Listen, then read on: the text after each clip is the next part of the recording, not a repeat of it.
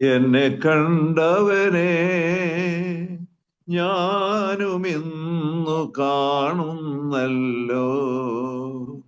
എന്നെ കണ്ടവനെ ഞാനും ഇന്നു കാണുന്നല്ലോ.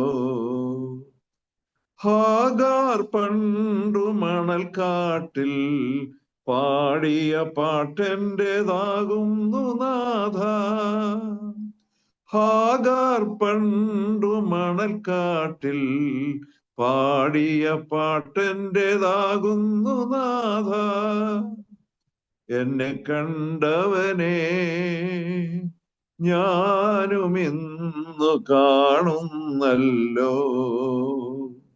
എന്നെ കണ്ടവനെ ഞാനും ഇന്നു കാണുന്നല്ലോ. കുരുടനായി കാണാതെ ചെകിടനായി കേൾക്കാതെ ഞാനീ മണ്ണിലലഞ്ഞപ്പോൾ, കുരുടനായി കാണാതെ ചെകിടനായി കേൾക്കാതെ ഞാനീ മണ്ണിലലഞ്ഞപ്പോൾ, നിന്റെ കരം നീ നീട്ടി എന്നെ സുന്ദരനാക്കി. നിന്റെ സുവിശേഷം ഉള്ളിലുണർത്തി നിന്റെ മകനായി മാറ്റി. എന്നെ കണ്ടവനെ ഞാനും ഇന്നു കാണുന്നല്ലോ. എന്നെ കണ്ടവനെ ഞാനും ഇന്നു കാണുന്നല്ലോ. തുരുത്തിയിൽ ജലമില്ല, വിശപ്പിനുള്ളടയില്ല, മരുഭൂമിയിൽ ജീവൻ തകരുമ്പോൾ. തുരുത്തിയിൽ ജലമില്ല, വിശപ്പിനുള്ളടയില്ല, മരുഭൂമിയിൽ ജീവൻ തകരുമ്പോൾ, ജീവജലം നീ നൽകി എന്നെ സന്തുഷ്ടനാക്കി. ജീവജലം നീ നൽകി എന്നെ സന്തുഷ്ടനാക്കി. നിത്യജീവന്റെ സന്ദേശമേകി നിന്റെ സാക്ഷിയായി മാറ്റി. എന്നെ കണ്ടവനെ ഞാനും ഇന്നു കാണുന്നല്ലോ. എന്നെ കണ്ടവനെ ഞാനും ഇന്നു കാണുന്നല്ലോ. തലയൊന്നു ചായ്ക്കുവാൻ, പദമൊന്നു വയ്ക്കുവാൻ ഇടമില്ലാതകതി ഞാൻ അലയുമ്പോൾ, തലയൊന്നു ചായ്ക്കുവാൻ, പദമൊന്നു വയ്ക്കുവാൻ ഇടമില്ലാതകതി ഞാൻ അലയുമ്പോൾ, നിന്റെ സ്വരം നീ നൽകി എന്നെ സമ്പന്നനാക്കി. നിന്റെ സ്വരം നീ നൽകി എന്നെ സമ്പന്നനാക്കി. നിന്റെ സുവിശേഷ ഗായകനാക്കി മാനപാത്രമായി മാറ്റി. എന്നെ കണ്ടവനെ ഞാനും ഇന്നു കാണുന്നല്ലോ. എന്നെ കണ്ടവനെ ഞാനും ഇന്നു കാണുന്നല്ലോ. ഹാഗാർ പണ്ടു മണൽക്കാട്ടിൽ പാടിയ പാട്ടെൻ്റെതാകുന്നു നാഥ. ഹാഗാർ പണ്ടു മണൽക്കാട്ടിൽ പാടിയ പാട്ടെൻ്റെതാകുന്നു നാഥ. എന്നെ കണ്ടവനെ ഞാനും ഇന്നു കാണുന്നല്ലോ. എന്നെ കണ്ടവനെ ഞാനും ഇന്നു ഇന്നു കാണുന്നല്ലോ. ഒരു പഴയ വിപ്ലവ ഗാനത്തിന്റെ ശൈലി ഈ പാട്ടിൽ നമുക്ക് അവിടെ അവിടെയായി കേൾക്കുവാൻ മനസ്സിലാക്കുവാൻ കഴിയും. പക്ഷെ ഇത് അങ്ങനെയുള്ള ഒരു വിപ്ലവ ഗാനമല്ല, ഒരു തരത്തിൽ രൂപാന്തരത്തിന്റെ ഒരു കഥ പാടുന്ന ഒരു പാട്ടാണിത്. ഒരു മനുഷ്യന്റെ ജീവിതത്തിൽ ഉണ്ടാകുന്ന രൂപാന്തരത്തിന്റെ കഥ പാടുന്ന പാട്ട്. ഇവിടെ അതിനടിസ്ഥാനമായി എടുത്തിരിക്കുന്ന കഥാപാത്രം എന്ന് പറയുന്നത് ഹാഗാർ എന്ന് പറയുന്ന കഥാപാത്രമാണ്.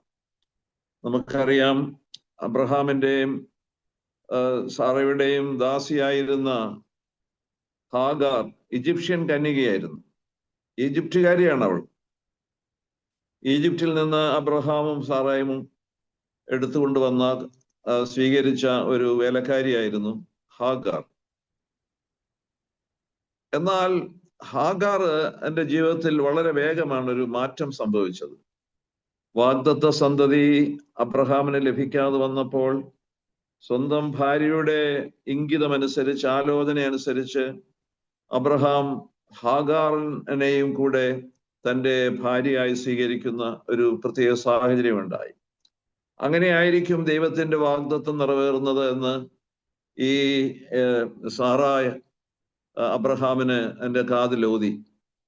അത് ഒരു അപകടകരമായ ഒരു ആലോചനയായിരുന്നു എന്നുള്ളത് നമുക്ക് വളരെ വ്യക്തമായി മനസ്സിലാക്കാൻ കഴിയുന്ന ഒരു കാര്യമാണ്. ദൈവത്തിന്റെ വാഗ്ദത്തം എപ്പോൾ സംഭവിക്കും എന്ന് അറിയാതെ ആശങ്കയിലായ അബ്രഹാമും സാറായും. പക്ഷെ അതിനുവേണ്ടി കാത്തിരിക്കുവാനുള്ള ഒരു ക്ഷമ അവർ കാണിച്ചില്ല എന്നുള്ളതാണ് ഇവിടെ നമ്മൾ ആദ്യം ഓർക്കേണ്ടത്. അതിനുവേണ്ടി ഒരു ക്ഷമ. ദൈവത്തിന്റെ വാഗ്ദത്തങ്ങൾ നമ്മുടെ സമയമനുസരിച്ചല്ല ദൈവം നമുക്ക് തരുന്നത്. അതെപ്പോഴും നമ്മൾ ഓർക്കേണ്ട ഒരു യാഥാർത്ഥ്യമാണ്. ഈ കഥയിൽ നമ്മൾ ആദ്യമായി ഒന്ന് ഓർത്തു പോകേണ്ട ഒരു വിഷയമാണത്. ദൈവം നമുക്ക് തരുന്ന വാഗ്ദത്തങ്ങൾ, ആ വാഗ്ദത്തങ്ങൾ ദൈവത്തിന്റെ സമയത്താണ് നിറവേറുന്നത്. നാം അതിനൊരു സമയം കുറിക്കുവാൻ നമുക്ക് അർഹതയില്ല. ഇവിടെ അബ്രഹാമും സാറായും സാറാ ചെയ്ത ഏറ്റവും വലിയ അപകടം ഇതാണ്. ദൈവത്തിന്റെ വാഗ്ദത്തങ്ങൾ നിറവേറുന്നതിന് മാനുഷികമായ ആലോചന കൊണ്ടുവന്ന ഒരു സ്ത്രീയാണ് സാറ. അത് വളരെ അപകടകരമായ ഫലമാണ് ലോകത്തിന് സൃഷ്ടിച്ചത്. ഇന്നും സാറയുടെ ആലോചന വരുത്തി വെച്ച വിന ലോകരാഷ്ട്രങ്ങൾ അനുഭവിച്ചുകൊണ്ടിരിക്കുന്നത് നമുക്കറിയാൻ പറ്റും.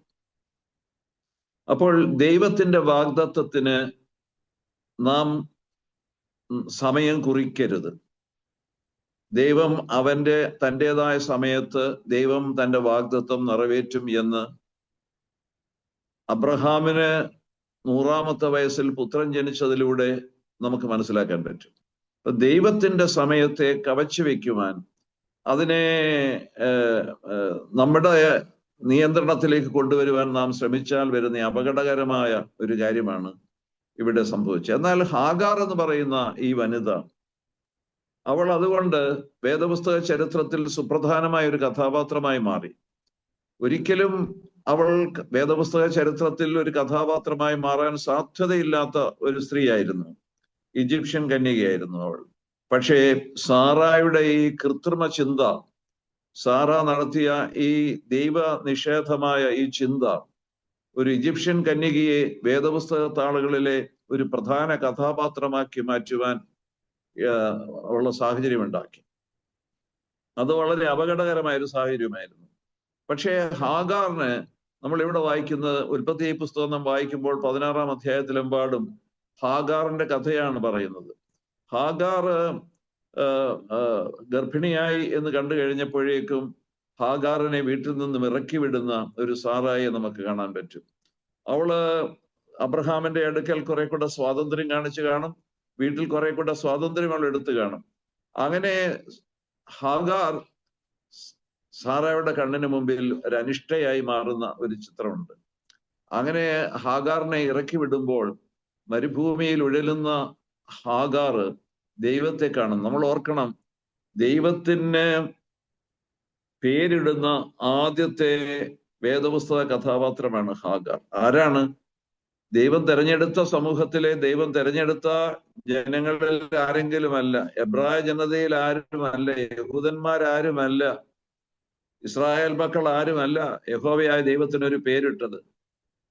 ദൈവം തന്നെ കാണുന്നു എന്ന് കണ്ടു കഴിഞ്ഞപ്പോൾ ഹാഗാർ പേരിട്ടു, എന്നെ കണ്ടവനെ ഞാനും കണ്ടല്ലോ എന്ന് പറഞ്ഞ് ദൈവത്തിന് എന്നെ കാണുന്നവൻ എന്ന് പേരിട്ട ഹാഗാർ. അങ്ങനെയാണ് വേദപുസ്തക ചരിത്രത്തിൽ സുപ്രധാന കഥാപാത്രമായി മാറുന്നത്. എന്നെ കണ്ടവനെ ഞാനും കാണുന്നു, അതുകൊണ്ട് ഞാൻ അവനൊരു പേരിടുന്നു എന്ന് പറഞ്ഞിട്ട്, അതുകൊണ്ട്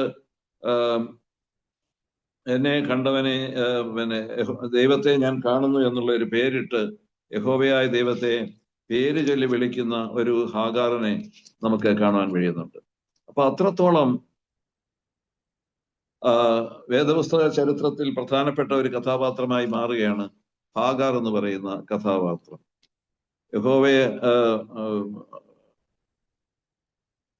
ആ ഹാഗാറിന്റെ ചരിത്രം, ഹാഗാറിന്റെ ചിത്രം, ഹാഗാർ പറഞ്ഞ വാക്കുകൾ എടുത്തു വെച്ചുകൊണ്ടാണ് ഞാനിവിടെ ഹാഗാർ പണ്ട് മണൽക്കാട്ടിൽ പാടിയ പാട്ട് എന്റെ പാട്ടാണ് എന്ന് ഏറ്റെടുക്കുന്നത്.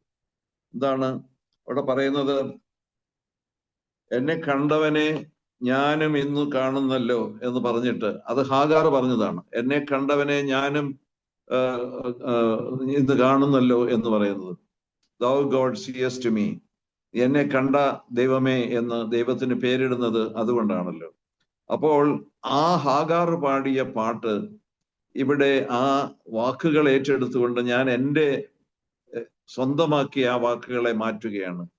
ഹാഗാർ പാടി എന്നെ കണ്ടവനെ ഞാനും കാണുന്നുണ്ടല്ലോ. ഞാൻ ആ പാട്ട് എൻ്റെ സ്വന്തമാക്കിയിട്ട് ഞാനും പാടുകയാണ്, എന്നെ കണ്ടവനെ ഞാനും കാണുന്നുണ്ടല്ലോ എന്ന്. അതുകൊണ്ടാണ് രണ്ടാമത്തെ കോറസിൽ അനുപല്ലവിയിൽ അവിടെ പറയുന്നത്, ഹാഗാർ പണ്ട് മണൽക്കാട്ടിൽ പാടിയ പാട്ട് എന്റെ പാട്ടാണ്, ഞാൻ പാടേണ്ടിയിരുന്ന പാട്ടാണ് ഹാഗാർ പണ്ട് മണൽക്കാട്ടിൽ പാടിയത്. അതുകൊണ്ട് എന്നെ കാണുന്ന ദൈവത്തെ ഞാനും കാണുന്നു എന്ന് പറഞ്ഞ് ദൈവദർശനം അവതരിപ്പിക്കുകയാണ് ഈ പാട്ടിന്റെ ആദ്യ വരികളിൽ എഴുത്തുകാരനായ ഞാൻ.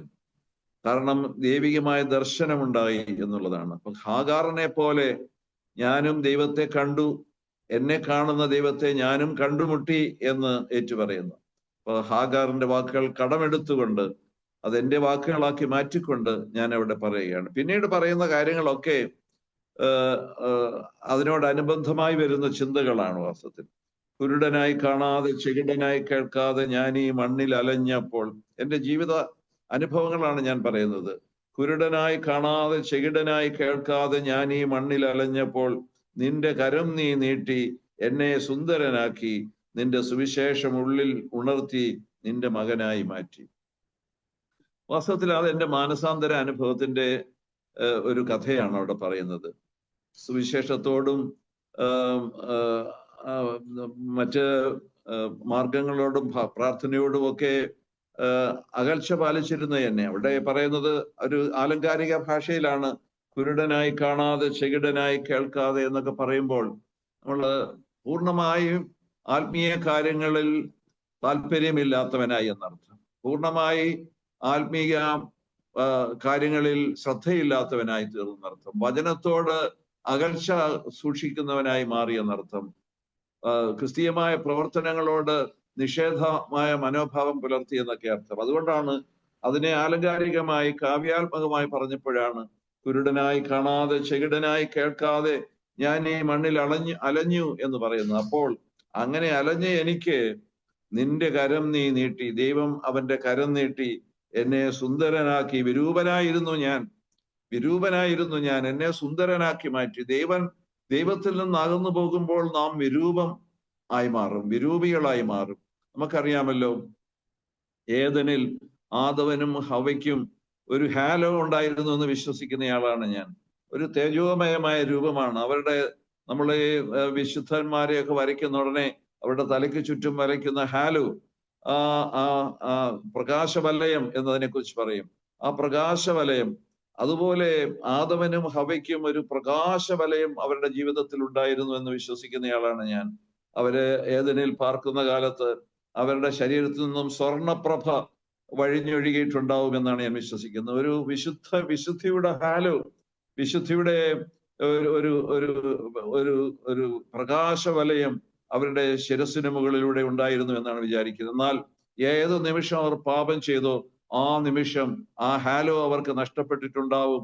അവർ ഒരു കനൽക്കട്ടയായിരുന്നവർ ഒരു കരിക്കട്ടയായി മാറിയിട്ടുണ്ടാവും. ആ കരിക്കട്ടയുടെ രൂപമാണ്, ആ കരിക്കട്ടയുടെ വൈകൃതമാണ് തലമുറകളായി. അതാണ് ജന്മപാപം എന്ന് നമ്മൾ പറയുന്നത്. നാം ആദാമ്യ പാപം എന്ന് പറയുന്നത് അതുകൊണ്ടാണ്. ആ ആദാമ്യ പാപമാണ് നമ്മളെ വിരൂപരാക്കുന്നത്. ആദാമ്യ പാപത്താൽ വിരൂപരായ നാം സുന്ദരരായി മാറണമെങ്കിൽ, സുന്ദരികളും സുന്ദരന്മാരുമായി മാറണമെങ്കിൽ കർത്താവിന്റെ സന്നിധിയിൽ വന്ന് ജീവിതം സമർപ്പിക്കേണ്ടിയിരിക്കുന്നു.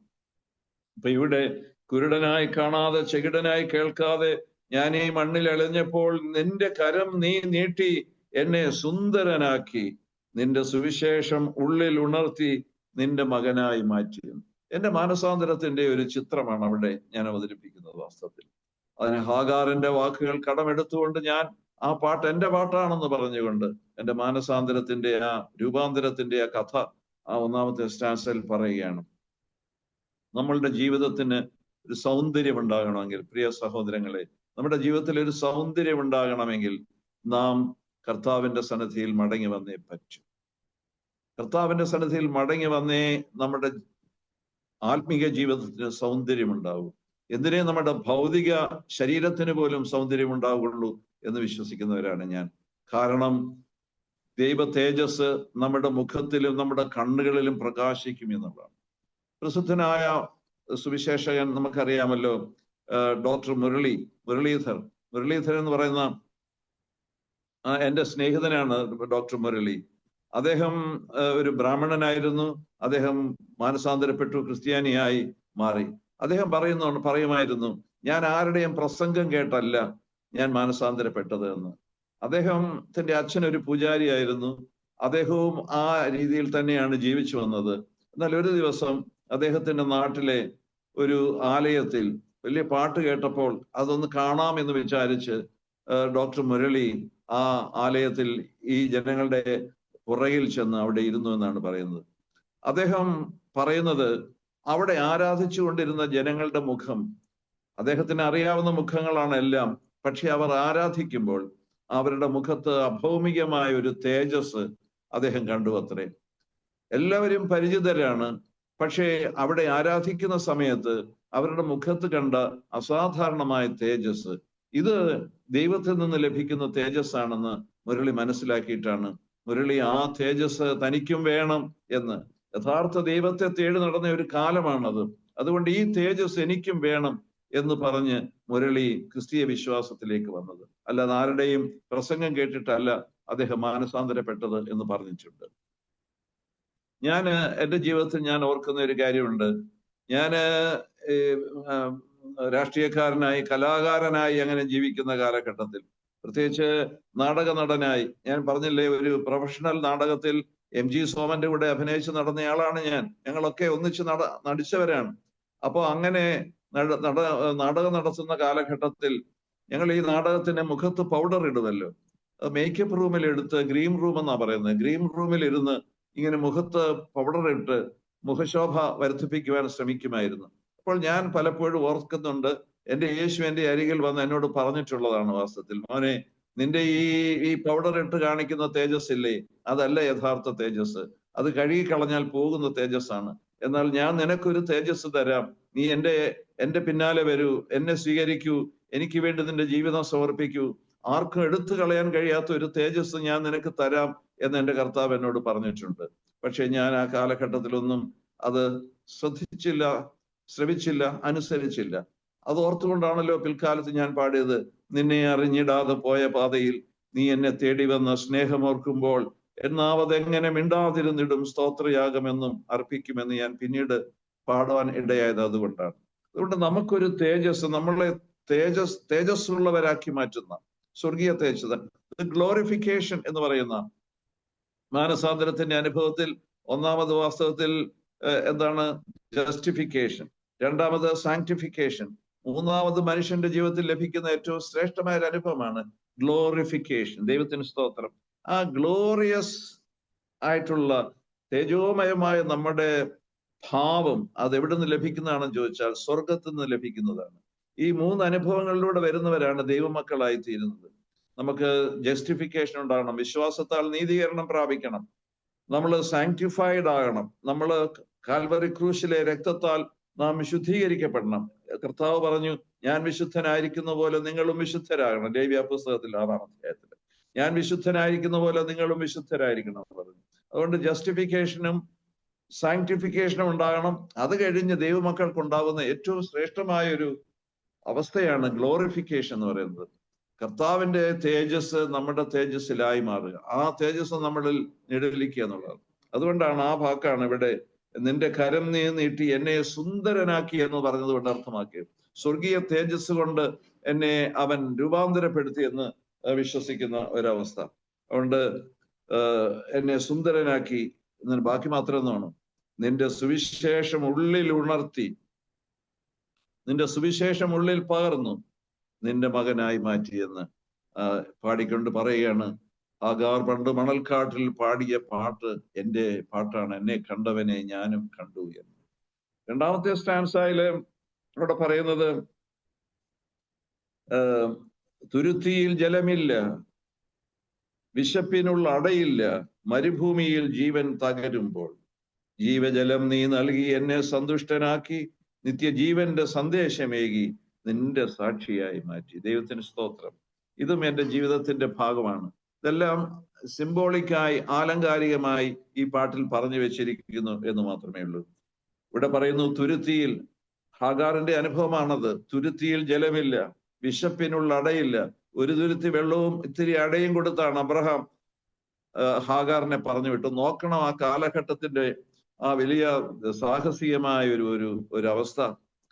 ഒരു വേലക്കാരിയെ വീട്ടിൽ നിന്ന് ഇറക്കി വിടുമ്പോൾ ആകെ കൂടെ അവൾക്ക് കൊടുക്കുന്നത് ഒരു തുരുത്തി വെള്ളമാണ്. മരുഭൂമിയിലേക്കാണ് അവൾ പോകുന്നത്. ഈ മരുഭൂ പ്രയാണത്തിൽ വെള്ളമില്ലാതെ എങ്ങനെ മനുഷ്യൻ ജീവിക്കും? ഭക്ഷണമില്ലാതെ എങ്ങനെ ജീവിക്കും? നാം ജീവിക്കുന്നത് ഇന്നത്തെ നമ്മുടെ വിശ്വാസികളുടെ ജീവിതയാത്ര, ഒന്നാമത്തെ ഇസ്രായേൽ മക്കളുടെ യാത്ര പോലെ തന്നെ നമ്മളും മരുഭൂമിയിൽ യാത്ര ചെയ്യുന്നവരാണ്. മരുഭൂ പ്രയാണമാണ് ഇന്നും ഈ ആധുനിക ഇസ്രായേൽ ചെയ്യുന്നത്. മരുഭൂ പ്രയാണമാണ്. ഈ മരുഭൂ പ്രയാണത്തിൽ വെള്ളമില്ല, അതിജീവനത്തിന് മാർഗമില്ലാതെന്നർത്ഥം. വെള്ളമില്ലാതെന്ന് പറഞ്ഞാൽ there is no means to survive. നമുക്ക് അതിജീവിക്കുവാൻ ഒരു മാർഗവും ഇല്ലാതായ തോന്നുന്ന അവസ്ഥ. അത് ഹാഗാറിനുണ്ടായത് എൻ്റെ ജീവിതത്തിന്റെ അനുഭവമാണെന്ന് ഞാൻ പറയുകയാണ്. സർവൈവലിന് ഒരു മാർഗവുമില്ലാതായി, വെള്ളമില്ലാതെ ജീവിക്കേണ്ടി വരുന്ന അവസ്ഥ പോലെ തന്നെ ഈ മരുഭൂമി പ്രയാണത്തെ സർവൈവ് ചെയ്യുന്നതിന് ആവശ്യമായിട്ടുള്ള ഒന്നുമില്ലാതെ ജീവിക്കുന്ന ഒരു കാലഘട്ടം. അവിടെ തുരുത്തിയിൽ ജലമില്ല, വിശപ്പിനുള്ള അടയില്ല, സർവൈവലിന്റെ യാതൊരു മീൻസും ഇല്ല എന്നർത്ഥം. മരുഭൂമിയിൽ ജീവൻ തകരുമ്പോൾ ജീവജലം നൽകി എന്നെ സന്തുഷ്ടനാക്കി, നിത്യജീവന്റെ സന്ദേശമേകി നിന്റെ സാക്ഷിയായി മാറ്റി എന്ന് ഞാൻ പാടുകയാണ്. ഇതാണ് നമ്മുടെ ജീവിതത്തിന്റെ അനുഭവം. സർവൈവ് ചെയ്യുവാൻ, അതിജീവിക്കുവാൻ മാർഗമില്ലാതെ മരുഭൂമിയിൽ, ഈ മരുഭൂയാത്രയിൽ ഞാൻ നിൽക്കുമ്പോൾ എനിക്ക് വന്ന് ജീവജലം നൽകിയവനാണ്. യേശു കർത്താവ് പറഞ്ഞു, എൻ്റെ അടുക്കൽ വന്ന് കുടിപ്പീൻ എന്ന് യേശു കർത്താവ് പറഞ്ഞു. ജീവജലം കുടിക്കുന്നവന്റെ ഉള്ളിൽ നിന്നും ജീവജലത്തിന്റെ നദികൾ ഒഴുകും എന്ന് പറഞ്ഞത്. അതാണ് എന്നിൽ നിന്നും സുവിശേഷം, എനിക്ക് സുവിശേഷത്തിന്റെ ദൂത് നൽകി എന്നെ അവന്റെ സാക്ഷിയാക്കി മാറ്റുന്നത് കൊണ്ടാണ്.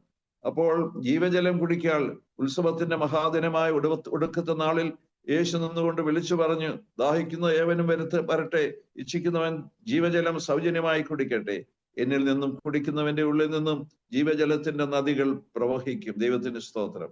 അതുകൊണ്ട് ഈ മരുഭൂമി യാത്രയിൽ ആധുനിക ഇസ്രായേലായ നാം ഈ മരുഭൂ യാത്രയിൽ ജലമില്ലാതെ, അടയില്ലാതെ വേദനിക്കുമ്പോൾ, സർവൈവൽ ആവശ്യമായിട്ടുള്ളതൊന്നും ജീവിതത്തിലില്ലാതെ വരുമ്പോൾ, നമുക്ക് ജീവജലം വാഗ്ദത്തം ചെയ്തിരിക്കുന്ന യേശുവിനെ നാം മറന്നുപോകരുത്. നമ്മുടെ ജീവിതത്തിന് ആവശ്യമായിട്ടുള്ളതെല്ലാം നൽകുവാൻ മനസ്സായവനെ നാം മറന്നു പോകരുത്. അതുമാത്രമല്ല, അവൻ ജീവന്റെ സന്ദേശം നമ്മുടെ ഉള്ളിലേക്ക് പകരുകയും നമ്മളെ അവന്റെ സാക്ഷിയാക്കി മാറ്റുകയും ചെയ്യുന്നു. ഇതാണ് 2ാമത്തെ സ്റ്റാൻസയിൽ ഞാൻ സൂചിപ്പിച്ചത്. 3ാമത്തെ സ്റ്റാൻസ ഇവിടെ വളരെ വേഗം പറയട്ടെ. തലയൊന്നു ചായ്ക്കുവാൻ, പദമൊന്നു വയ്ക്കുവാൻ ഇടമില്ലാതെ അഗതി ഞാൻ അലയുമ്പോൾ നിന്റെ സ്വരം നീ നൽകി എന്നെ സമ്പന്നനാക്കി, നിന്റെ സുവിശേഷ ഗായകനാക്കി മാനപാത്രമായി മാറ്റി. നിങ്ങൾക്കത് മനസ്സിലാക്കാൻ ബുദ്ധിമുട്ടുള്ള കാര്യമല്ല. തലയൊന്ന് ചായ്ക്കുവാൻ ആശ്രയത്തിന് ഒരിടമില്ലാതിരിക്കുമ്പോൾ, അവിടെ എല്ലാം ആ സിംബോളിക് ആയിട്ടാണ് മിസ്റ്റർ പറയുന്നത്. തലയൊന്ന് ചായ്ക്കുവാൻ എനിക്ക് വീടില്ലാഞ്ഞിട്ടല്ല, എനിക്ക് ഈ ഭൂമിയിൽ ആശ്രയം വയ്ക്കുവാൻ, എൻ്റെ ജീവിതത്തിന് ഒരു ആശ്രയം ഇല്ലാതിരുന്ന കാലഘട്ടത്തിൽ, പദമൊന്ന് വയ്ക്കുവാൻ, എവിടെയെങ്കിലും ഉറച്ചു നിൽക്കുവാൻ കഴിയാതെ പോയ ഒരു സാഹചര്യത്തിൽ നിന്റെ സ്വരം നീ നൽകി എന്നെ സമ്പന്നനാക്കി. ഞാൻ ഇന്നും സ്തോത്രത്തോടെ ഓർക്കുന്ന ഒരു കാര്യമാണ്. ഞാൻ എപ്പോഴും ആവർത്തിക്കുന്നതിൽ എന്നോട് ക്ഷമിക്കണം. 81ാമത്തെ വയസ്സിലാണ് ഞാൻ നിങ്ങളോട് സംസാരിക്കുന്നത്. നമ്മുടെ ഗ്രൂപ്പിൽ ആരും അത്രയും പ്രായമുള്ളവർ കാണുകയില്ല. 81ാമത്തെ വയസ്സിൽ ഞാൻ ഈ ശബ്ദത്തിൽ സംസാരിക്കുമ്പോൾ, ഈ ശബ്ദം കൊണ്ട് മനോഹരമായി കർത്താവിന് വേണ്ടി പാട്ട് പാടുമ്പോൾ, അത് കഴിഞ്ഞ ദിവസം കുമ്പനാട്ടെ കൺവെൻഷന് ഞാൻ പോയപ്പോൾ, കുമ്പനാട്ടെ 3 ദിവസം കൺവെൻഷൻ ഉണ്ടായിരുന്നു. കൺവെൻഷന്റെ 2ാമത്തെ ദിവസം കഴിഞ്ഞപ്പോൾ ഒരു സഹോദരി എൻ്റെ അടുക്കൽ വന്നു. ഒരു എഡ്യൂക്കേറ്റഡ് ആയിട്ടുള്ള ഒരു സഹോദരിയാണ്. ഞാൻ എൻ്റെ സാക്ഷ്യം പറഞ്ഞു കഴിഞ്ഞപ്പോൾ, ഞാൻ എല്ലാം കർത്താവിന് വേണ്ടി ഉപേക്ഷിച്ചു എന്ന് പറഞ്ഞപ്പോൾ, ആ സ്ത്രീ കൺവെൻഷൻ കഴിഞ്ഞപ്പോൾ എന്നോട് പറഞ്ഞാണ്, സാർ എല്ലാം ഉപേക്ഷിച്ചപ്പോൾ സാറിന് ശബ്ദം, സ്വരമാധുരി സ്വർഗത്തിലെ ദൈവം തന്നു എന്ന് പറയുകയായിരുന്നു. വാസ്തവത്തിൽ ഞാൻ ആ സ്തോത്രത്തോടുകൂടി ഓർക്കുന്ന ഒരു കാര്യമാണ്. ഈ പ്രായമായപ്പോഴും എൻ്റെ കർത്താവിന് വേണ്ടി പാടുവാൻ, അവന് വേണ്ടി പ്രസംഗിക്കുവാൻ, അവനെ സാക്ഷിക്കുവാൻ ഒരു നല്ല ശബ്ദം എൻ്റെ ദൈവം എനിക്ക് തന്നിട്ടുള്ളതോർത്ത് ഞാൻ ദൈവത്തെ സ്തുതിക്കുന്നു. അതാണ് ഞാൻ പാടിയത്. നിന്റെ സ്വരം നീ നൽകി എന്നെ സമ്പന്നനാക്കി, നിന്റെ സുവിശേഷ ഗായകനാക്കി മാനപാത്രമാക്കി മാറ്റി. ദൈവത്തിന് സ്തോത്രം. നമുക്കറിയാമല്ലോ, യേശു കർത്താവ് നല്ല ഗായകനായിരുന്നു. യേശുവിനെ കുറിച്ച് പറയുന്നു, അവൻ സ്തോത്രം പാടിയ ശേഷം എരുമലയ്ക്ക് പുറപ്പെട്ടു പോയത്. സ്തോത്രം പാടാൻ കഴിയുന്നവനായിരുന്നു യേശു. അത് മാത്രമല്ല, യഹോവയായ ദൈവം സകല കലകളുടെയും ഉറവയാണ്. സങ്കീർത്തനത്തിൽ 87ാം സങ്കീർത്തനത്തിൽ പറയുന്നതാണ്, ഞങ്ങളുടെ ഉറവുകളെല്ലാം നിന്നിലാവുന്നു എന്ന് സംഗീതക്കാരും നൃത്തം ചെയ്യുന്നവരും. സംഗീതത്തിന്റെ ഉറവ ദൈവമാ, നൃത്തത്തിന്റെ ഉറവ ദൈവമാ, സംഗീത ഉപകരണങ്ങൾ വായിക്കുന്നതിന്റെ ഉറവ ദൈവമാ. ദൈവത്തിൽ നിന്നാണ് സകല കലകളും പുറപ്പെടുന്നത്. അതുകൊണ്ട് അവൻ എനിക്ക് അവന്റെ സ്വരം തന്നു, അവന്റെ സുവിശേഷ ഗായകനാക്കി എന്നെ അവൻ മാറ്റി എന്ന് പാടുകയാണ്.